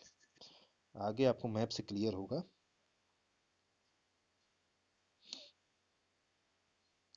दक्षिण एवं मध्य भारत के पर्वत श्रेणियां एवं पहाड़ियां। चलिए आइए आगे देखिए क्या है। जितनी पर्वत श्रृंखला है आप इसको देख लीजिए, एक चार्ट में अच्छे से दिया हुआ है। इस किताब की यही खासियत है। ठीक है, दक्षिण एवं मध्य भारत की पर्वत श्रेणियां एवं पहाड़ियां, जितनी पहाड़ियां हैं आप देख लीजिए। देखिए ये अरावली पर्वत श्रृंखला है जो कि गुजरात से दिल्ली तक जाती है। ये सबसे प्राचीन पर्वत है पूरे विश्व में। विश्व की सबसे प्राचीन पर्वत श्रृंखलाओं में से एक है अरावली पर्वत श्रृंखला। ये ध्यान रखिएगा, ये गुजरात से दिल्ली जाती है। और देखिए डाफला, ठीक है, मिसमी पहाड़ी, नागा हिल्स, मीजो हिल्स, गारो खासी जैंतिया पहाड़ी, ये किस किस जगह है आप इसको ध्यान रखिए। डफला, ठीक है, डफला जो है सिक्किम में है। मिसमी जो है ये आपका असम में भी आएगा, और ये आपके पूरे अरुणाचल प्रदेश में भी आएगा। नागा हिल्स आपका नागालैंड, गारो खासी जयंतिया आपके जो है मेघालय क्षेत्र और मिजोरम क्षेत्र में साइड में आएगा। मीजो आपका मणिपुर क्षेत्र में आएगा। ये सब ध्यान रखिएगा आप। विंध्य पर्वत, ठीक है, विंध्य पर्वत जो है आपको उत्तरी भारत और दक्षिणी भारत में जो है विंध्य पर्वत विभाजन करता है। ठीक है, इसको ध्यान रखिएगा आप। विंध्य पर्वत, कैमूर पहाड़ी, हजारीबाग पठार, रामगढ़ पहाड़ी, गड़जात पहाड़ी, मलयगिरी पहाड़ी, दंडकारण्य क्षेत्र, ठीक है, दंडकारण्य क्षेत्र उड़ीसा में है। सतपुड़ा, यहाँ देखिए आप सतपुड़ा पर्वत श्रृंखला, ठीक है। अजंता, सतमाला पहाड़ी, गिर की पहाड़ी, बालाघाट श्रृंखला, हरिश्चंद्र श्रृंखला, नल्ला मलाई पढ़ाई, नल्ला मलाई पहाड़ी, फिर नीलगिरी पहाड़ी, जवादी पहाड़ी, सेवराय पहाड़ी, ये दोदा बेटा दक्षिण भारत के जो है दूसरी चोटी है। सबसे बड़ी चोटी कौन सा है? अन्नामलाई पहाड़ी, ठीक है। दक्षिण भारत की सबसे ऊंची चोटी कौन सी है? अन्नामलाई पहाड़ी। और दूसरे नंबर पे दोदा बेटा। और सबसे दक्षिण में भारत में सबसे दक्षिण में कौन सा पहाड़ है? तो कार्डमम पहाड़ी। यहाँ ध्यान रखिएगा, ये तीनों क्वेश्चन पूछता है। कौन कौन सा? सबसे दक्षिण में कौन सा स्थित पहाड़ी है? तो कार्डमम पहाड़ी। और सबसे ऊंचा कौन सा पहाड़ी है दक्षिण भारत का? अन्नामलाई पहाड़ी। और दूसरे नंबर पे कौन है ऊंचाई में? दोदा बेटा।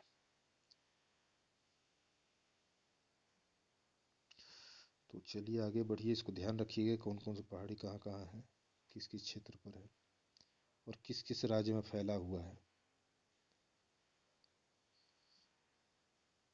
अब प्रायद्वीपीय पठार देख लीजिए। तो मेज की आकृति के समान एक स्थल है, ठीक है। मेज की आकृति मतलब टेबल होता है ना, मेज।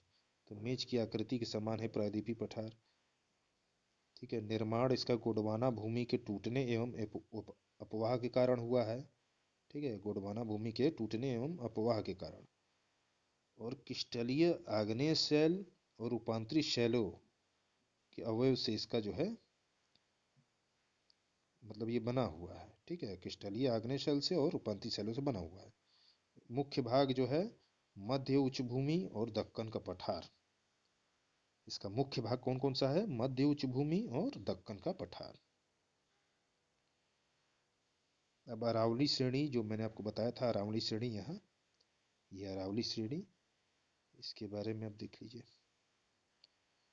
अरावली श्रेणी के बारे में बताया है। विस्तार क्षेत्र इसका गुजरात, राजस्थान, हरियाणा, दिल्ली, ये 4 राज्यों में अरावली श्रेणी का विस्तार है। निर्माण इसका प्री कैम्बियन काल में, ये सब क्वेश्चन पूछता है दोस्तों एग्जाम में, इसको ध्यान रखिएगा। अरावली श्रेणी का विस्तार कहाँ कहाँ है? गुजरात, राजस्थान, हरियाणा, दिल्ली। इसका निर्माण किस युग में हुआ था? प्री कैम्बियन काल में। सबसे प्राचीन पर्वत में से समूहों में से एक माना जाता है विश्व में, भारत में नहीं विश्व में।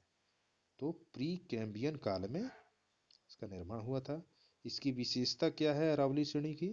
ये भारत की प्राचीनतम पर्वत श्रृंखला है और विश्व की सबसे प्राचीन पर्वत श्रृंखलाओं में से एक है।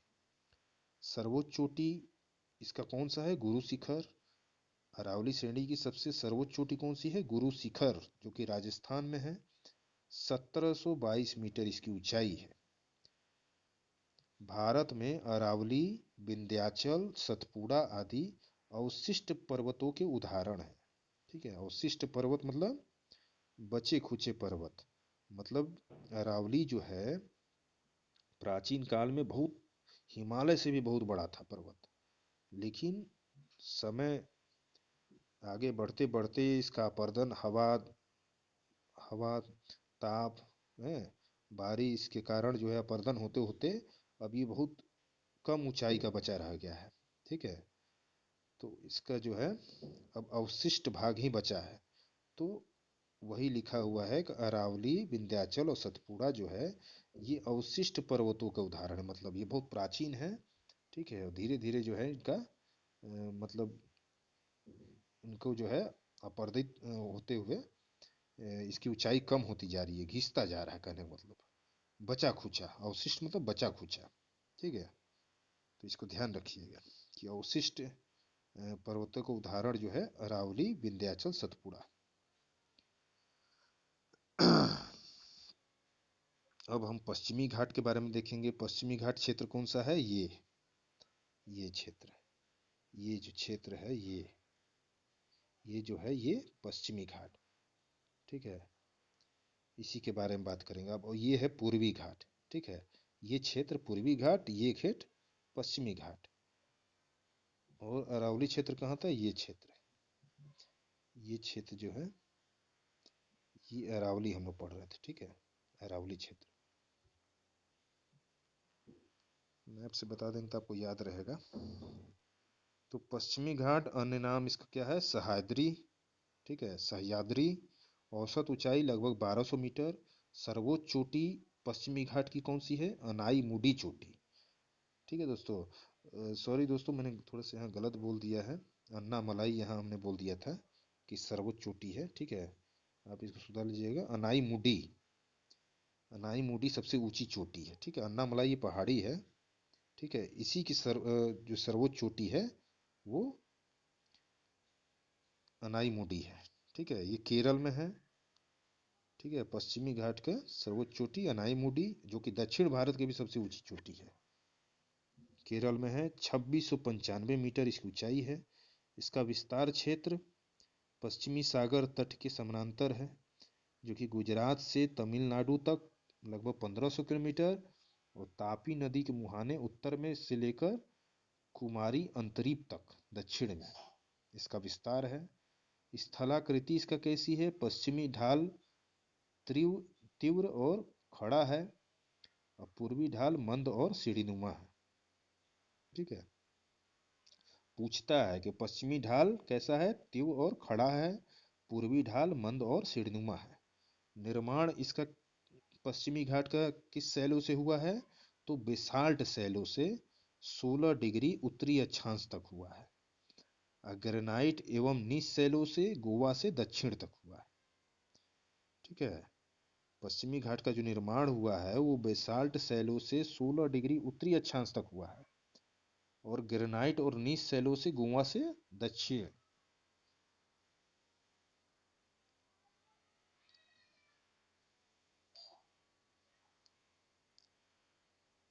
पश्चिमी घाट जो है ब्रंसुत या ब्लॉक पर्वत का उदाहरण है, ठीक है। ब्लॉक पर्वत आपको आगे मैं बताऊंगा कि क्या होता है, ठीक है। चलिए अभी हम बता देते हैं ब्लॉक पर्वत दोस्तों। चलिए आगे बताते हैं हम आपको मैप के थ्रू, तब समझ में आएगा, ऐसे नहीं समझ में आएगा। तो इतना ध्यान रखिए कि पश्चिमी घाट जो है वो ब्लॉक पर्वत का उदाहरण है।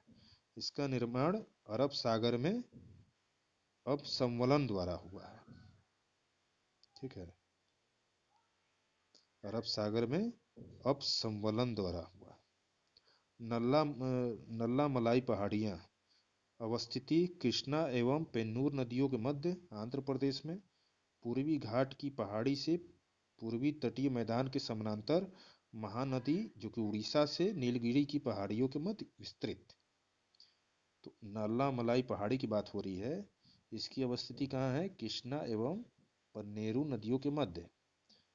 पूर्वी घाट की पहाड़ी में पूर्वी तटीय मैदान के समानांतर महानदी से नीलगिरी की पहाड़ियों के मध्य विस्तृत है। नीलगिरी पहाड़ियाँ, नीलगिरी पहाड़ियाँ जो कि साउथ में मैंने आपको दिखाया था, ये देखिए ये नीलगिरी पहाड़ियाँ हैं, ये नीलगिरी पहाड़ियाँ हैं, ठीक है।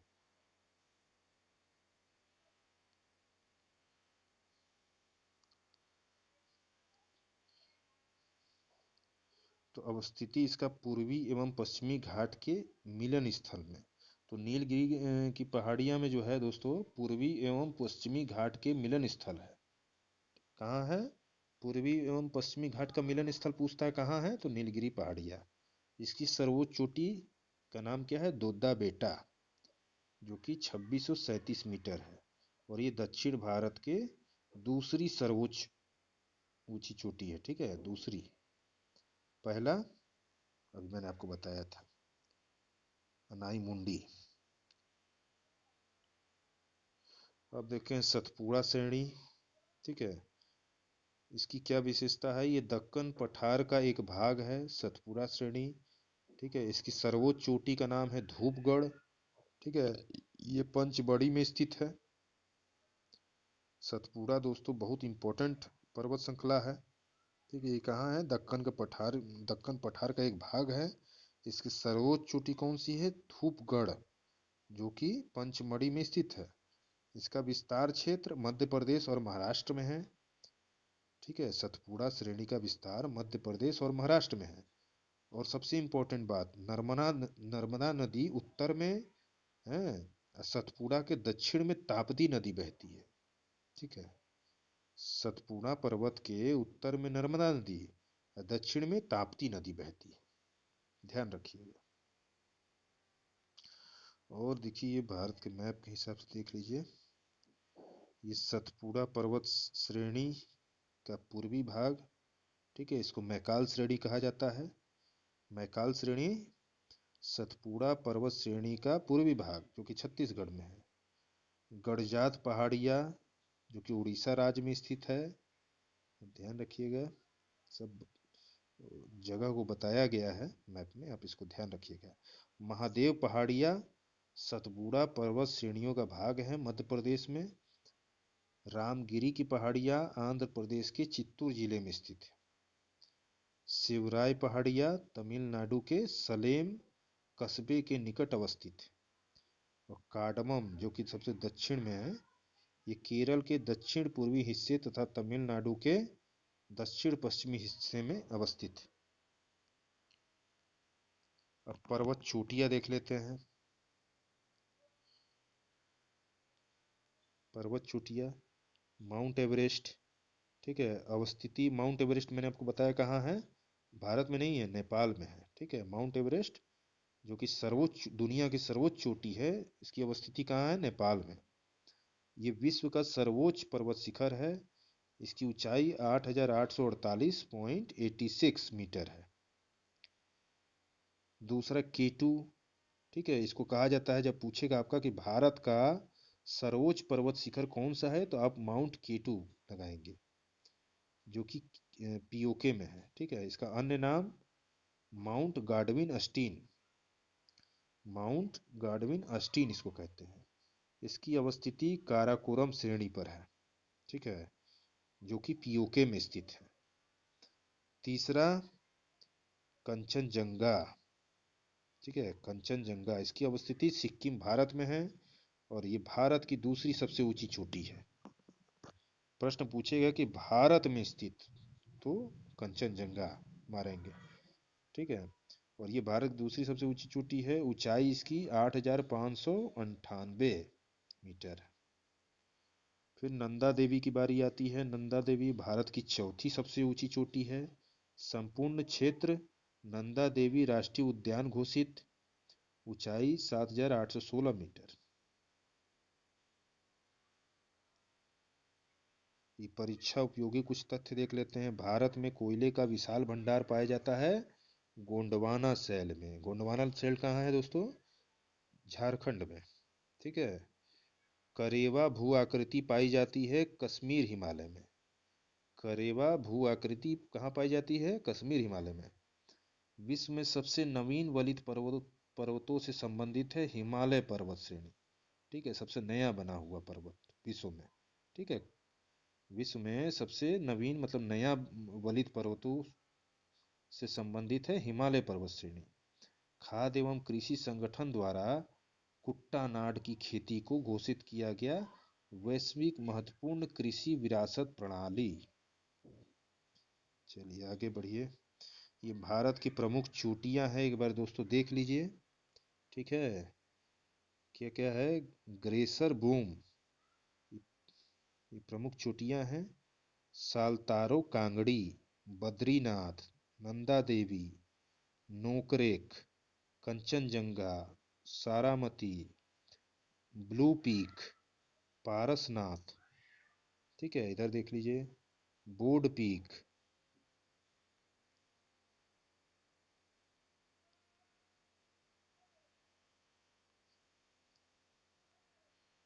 ठीक है, ये बोर्ड पीक। क्या हो जा रहा है भाई?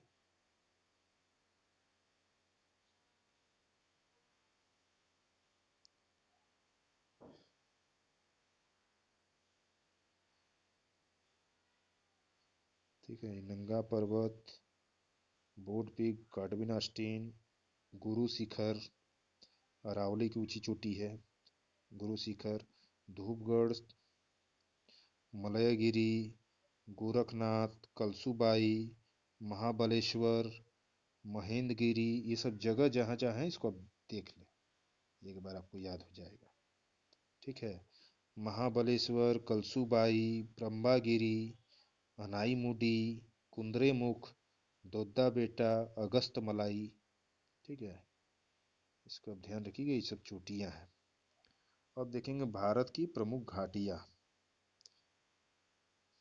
तो कुल्लू घाटी, अब हम लोग घाटी देख रहे हैं दोस्तों। ठीक है, प्रमुख घाटियां। कुल्लू घाटी कहाँ अवस्थित है? धौलाधर और पीर पंजाल श्रेणियों के मध्य, हिमालय में ही जो है धौलाधर और पीर पंजाल श्रेणियां हैं, उसके मध्य जो है हिमाचल प्रदेश में जगह है। ठीक है, वहीं पे कुल्लू घाटी स्थित है। किनके बीच में? धौलाधर और पीर पंजाल श्रेणियों के मध्य है कुल्लू घाटी। जुक्कू घाटी कहाँ अवस्थित है? नागालैंड में। नेलांग घाटी भारत चीन सीमा के निकट उत्तराखंड में स्थित है। ठीक है, इस पे देखिए दोस्तों, ध्यान रखिएगा, पूछता है कि नेलांग घाटी जो है ये भारत चीन सीमा के निकट स्थित है, उत्तराखंड में है। और यहाँ पे कौन सी घटनाएं हुई हैं? वर्ष 1962, वर्ष 1962 के युद्ध के बाद नागरिकों के लिए बंद कर दिया गया था और मई 2015 से पुनः पर्यटकों के लिए इसे खोला गया है। ठीक है, इसको ध्यान रखिएगा। युथांग घाटी, इसकी अवस्थिति गंगटोक सिक्किम में है। अन्य नाम इसको हॉट स्प्रिंग कहा जाता है। हॉट स्प्रिंग किसको कहते हैं? युथांग घाटी को। सब याद कर लीजिएगा दोस्तों। सांगला घाटी अवस्थित है कहाँ? किन्नौर, हिमाचल प्रदेश में। ठीक है, इसमें क्या विशेष है? पर्वत चोटियों और बसपा नदी से घिरी हुई है। ठीक है, सांगला घाटी। मरखा घाटी अवस्थित कहाँ है? लद्दाख में। ठीक है, मरखा घाटी कहाँ अवस्थित है? लद्दाख में। भारत के प्रमुख दर्रे, ये इंपॉर्टेंट है, जरूर आते हैं क्वेश्चन एक दो, ध्यान रखिएगा। तो जोजिला, जोजिला की अवस्थिति कहाँ है? जास्कर श्रेणी पे। इसकी क्या विशेषता है? ये श्रीनगर से लेह को जोड़ने का मार्ग है, कई बार पूछा हुआ है। ठीक है, ध्यान रखिएगा कि जोजिला दर्रा किसको जोड़ती है? तो श्रीनगर से लेह को जोड़ने का मार्ग बनाती है जोजिला, जो कि जास्कर श्रेणी पर है। ठीक है, बनिहार दर्रा, जोजिला जो कि जम्मू कश्मीर में है दोस्तों, ध्यान रखिएगा। बनिहाल दर्रा ये जवाहर सुरंग की अवस्थिति है, मतलब ये जवाहर सुरंग पर ही स्थित है बनिहाल दर्रा। ठीक है, ये जम्मू से श्रीनगर जाने का मार्ग बनाती है। ठीक है, ये जम्मू से श्रीनगर अगर आप जाना हो तो बनिहाल दर्रा से आप जाएंगे। ठीक है, ये सब जम्मू कश्मीर का है। ठीक है, जो जिला बनिहाल। अब आएगा पीर पंजाल। पीर पंजाल की अवस्थिति जम्मू कश्मीर है। ठीक है, कुलगांव से कोठी जाने का मार्ग है। ठीक है, पीर पंजाल से कुलगांव से कोठी जाने का मार्ग है। सिपकिल्ला दर्रा, इसकी अवस्थिति हिमाचल प्रदेश में है। ठीक है, ये हिमाचल प्रदेश, और इसकी विशेषता है वो शिमला से तिब्बत जाने का मार्ग ये सिपकिल्ला दर्रा से जाया जा सकता है। ठीक है, और ये कहाँ है सिपकिल्ला दर्रा? हिमाचल प्रदेश में। चलिए देख लीजिए भारत के प्रमुख दर्रे जो हैं, ये मैप के थ्रू बताया है इसने, बहुत अच्छे से बताया है, आपको याद हो जाएगा। ये देखिए यहाँ मिनटेक है, मिनटेक। ठीक है, जम्मू कश्मीर में है सब। जोजिला, ठीक है, पीर पंजाल, बनिहाल। ठीक है, ठीक है, बनिहाल, ये बड़ा लाचा कहाँ है? हिमाचल प्रदेश में। ये सिपकिला कहाँ है? हिमाचल प्रदेश में। माना नीति, ये माना नीति कहाँ है? ये उत्तराखंड में है। ठीक है दोस्तों, ध्यान रखिएगा। लिपू लेक, ठीक है। नाथुला, नाथुला कहाँ है? सिक्किम में है दर्रा। ठीक है, इसको ध्यान रखिएगा, नाथुला पूछता है कि नाथुला कहाँ है, तो सिक्किम में। ठीक है, बुमला, ठीक है, बुमला अरुणाचल प्रदेश में, दीफू अरुणाचल प्रदेश में, पांगसांग, तुज्जू, जेलेपला, ठीक है, जेलेपला कहाँ है, ये भी सिक्किम है। नाथुला और जेलेपला कहाँ है दोस्तों, सिक्किम में है, ध्यान रखिएगा। थाल घाट, भोर घाट है, इसको ध्यान रखिएगा। ये जो थाल घाट भोर घाट कहाँ है, ये थाल घाट भोर घाट दर्रा कहाँ है, महाराष्ट्र में है, इसको ध्यान रखिएगा। थाल घाट भोर घाट दर्रा महाराष्ट्र में है। ये पाल घाट कहाँ है, केरल में। ठीक है दोस्तों, इसको ध्यान रखिएगा, मुझे पता है इस वजह से मैं आपको जगह भी बता दे रहा हूँ। ठीक है, आप इसको ध्यान रखिएगा। अब देखिए यहाँ अच्छे से दिया है, आपको याद हो जाएगा। ठीक है, यहाँ अच्छे से दिया है, आप इसको याद करिएगा। तो भारत के प्रमुख दर्रे, ठीक है, तो लद्दाख का देख लीजिए, लद्दाख में कौन कौन से दर्रे हैं, कितना अच्छे से चार्ट से दिया है, आपको एक जगह याद हो जाएगा। लद्दाख में कौन कौन से दर्रे हैं, खारदुगला, चांगला, काराकोरम, जोजिला। ठीक है, खारदुगला, चांगला, काराकोरम, जोजिला।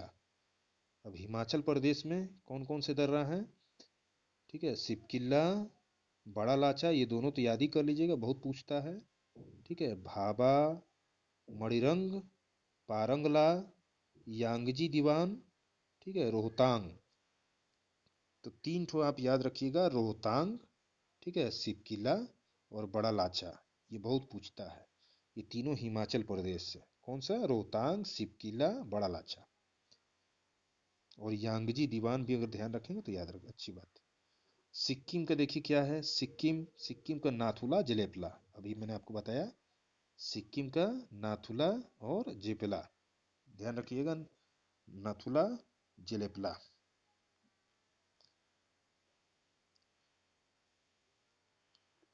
अब देखिए क्या है जम्मू कश्मीर का, देखिए जम्मू कश्मीर में दो ठो, पीर पंजाल और बनिहाल। पीर पंजाल और बनिहाल किसका है, जम्मू कश्मीर का दर्रा है, पीर पंजाल और बनिहाल।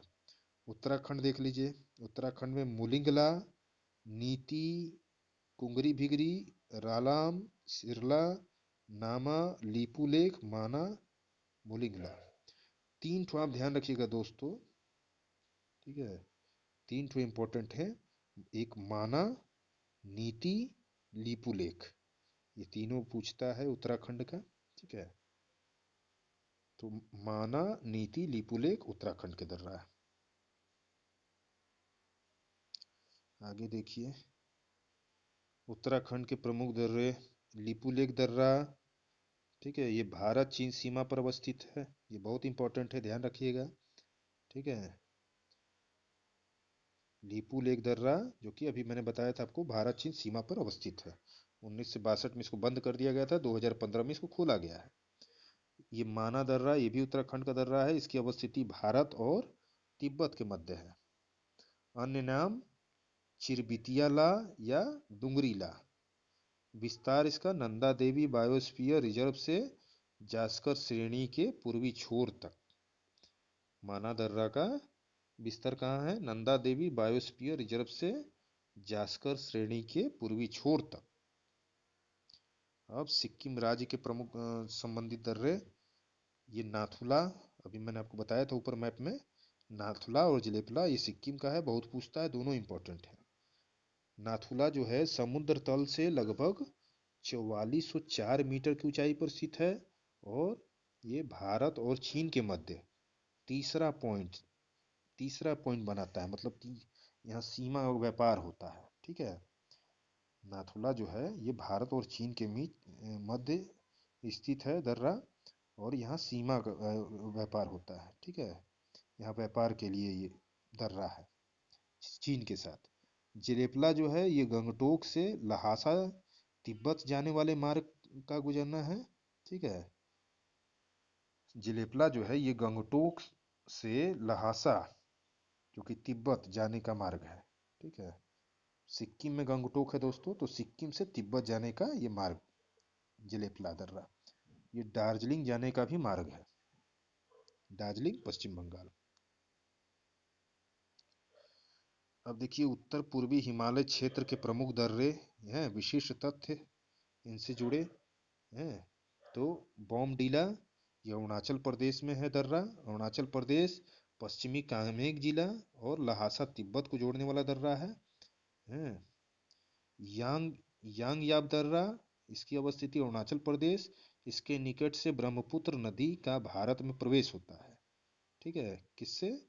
यांगयाप दर्रा से ब्रह्मपुत्र नदी का भारत में प्रवेश होता है। ये तुजू दर्रा, ठीक है, ये तुजू दर्रा, इसकी अवस्थिति मणिपुर में है। ठीक है, अभी मैंने बताया था आपको तुजू दर्रा मणिपुर में है। ये इम्फाल से तामू व म्यांमार जाने के मार्ग का गुजरना होता है। नेक्स्ट, पांग सांड दर्रा, ठीक है, ये भी अरुणाचल प्रदेश में है और ये भारत म्यांमार सीमा पर स्थित है।